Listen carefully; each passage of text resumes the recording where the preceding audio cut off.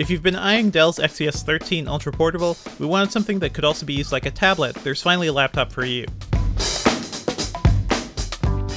Dell's new XPS 13 2-in-1 brings in all of the style from the traditional model, but its screen can be folded in a variety of orientations. It can be placed in a tent-like angle, which makes it ideal for watching Netflix in bed and just relying on the touchscreen, or you could fold the keyboard down and use it as a stand, or fold it all the way around and use it as a hefty slate. Its 13.3-inch display is still almost bezel-less, with the 5.2mm thin design that we love so much from the original XPS 13. There's the same sturdy metal case and a smooth carbon fiber material around the palm rest. It's pretty easy to mistake it for the XPS 13 we already know and love, but if you look closely, you'll notice its hinges are much more prominent, which makes it look a bit less refined. Overall though, the XPS 13 2-in-1 still feels sturdy and premium. At 2.7 pounds, it also clocks in around the same weight as before. Notably, Dell also managed to make the convertible even thinner. It measures just 8 to 13.7mm thin, compared to the original model's 9 to 15mm thickness. That's not a huge difference, but it definitely makes the convertible feel a bit more svelte. As you can imagine, that small frame also makes it wonderfully portable. Thanks to its thin bezels, it can fit into bags meant for 11-inch laptops.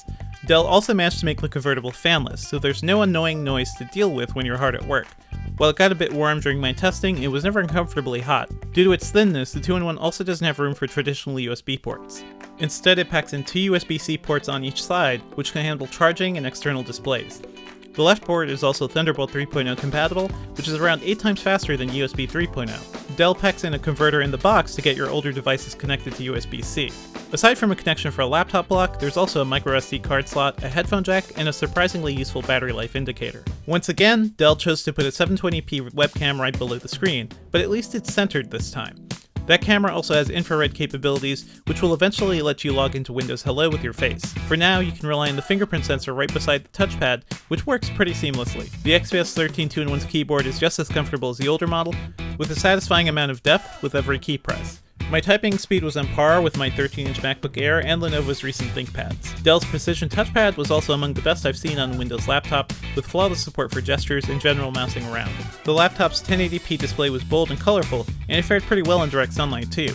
I would have really liked to get my hands on the higher-end Quad HD screen though. In day-to-day use, the XPS 13 2-in-1 felt as zippy as most of their Ultra Portables, though benchmarks revealed it's a bit slower in both general performance and 3D graphics than the 2015-era XPS 13. Honestly, that's still a major accomplishment, given the new fanless design, but we're also seeing the slight limitations of Intel's 7th generation Y-series chips.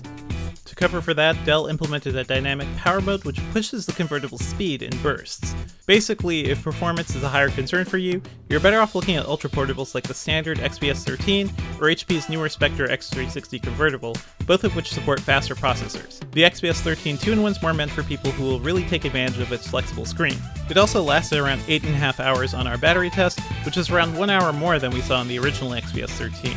The convertible starts at $1,000 with a Y-series Core i5 processor, 4GB of RAM, and a 128GB SSD. And if you're really considering it, I'd recommend looking at the $1,200 model with 8GB of RAM and a roomier 256GB SSD. While there are some concessions for the XPS 13 2-in-1's different screen orientations, I'm ultimately impressed that Dell managed to deliver a premium convertible laptop that mostly lives up to its beloved predecessor.